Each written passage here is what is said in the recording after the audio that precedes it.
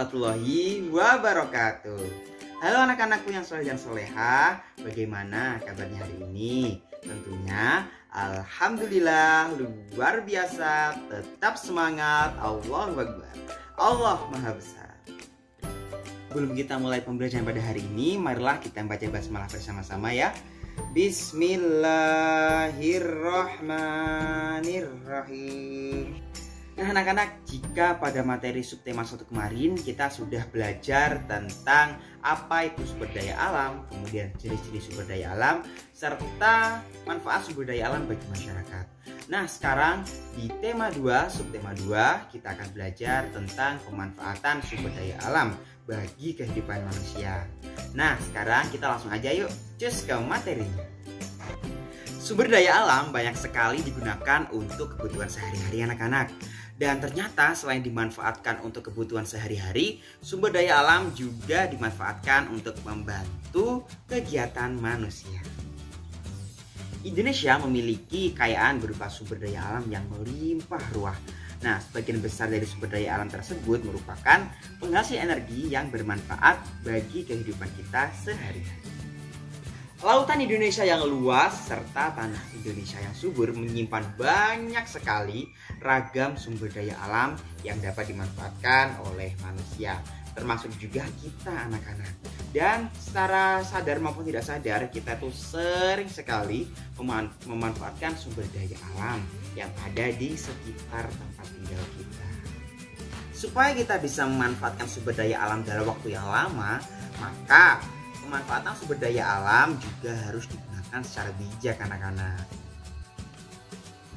Anak-anak, kamu tahu kan kalau Indonesia ini terkenal sekali dengan sumber daya alam rempah-rempahnya. Bahkan pada zaman dulu banyak sekali negara-negara di Eropa yang pergi ke Indonesia hanya untuk mencari rempah-rempah. Nah dari situ kita paham ya bahwa rempah-rempah merupakan komoditas utama yang pada saat itu bisa dijual dengan harga mahal anak-anak.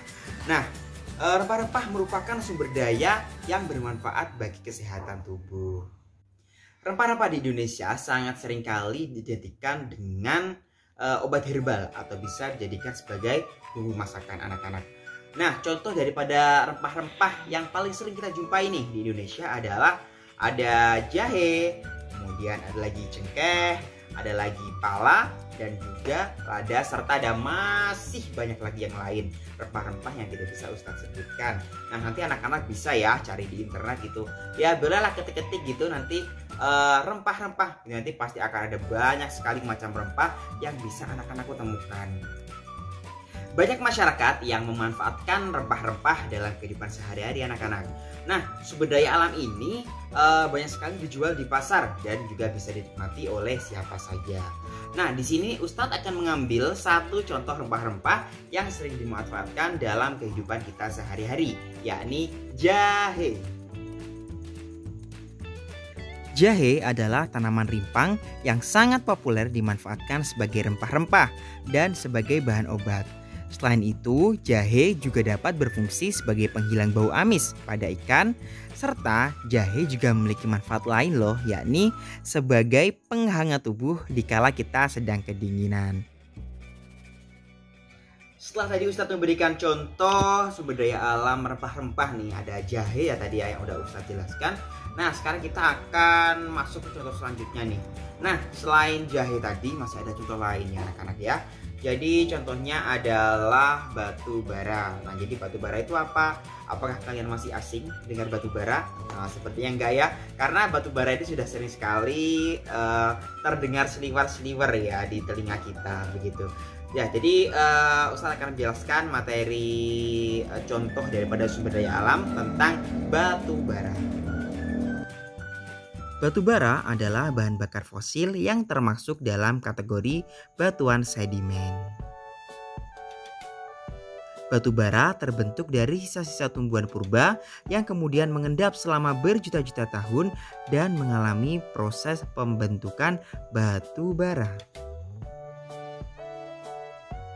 Batu bara cukup berpengaruh terhadap kegiatan ekonomi pada masyarakat. Nah, batu bara merupakan sumber energi yang banyak dimanfaatkan dalam berbagai bidang kehidupan, mulai dari rumah tangga, usaha kecil, sampai industri besar.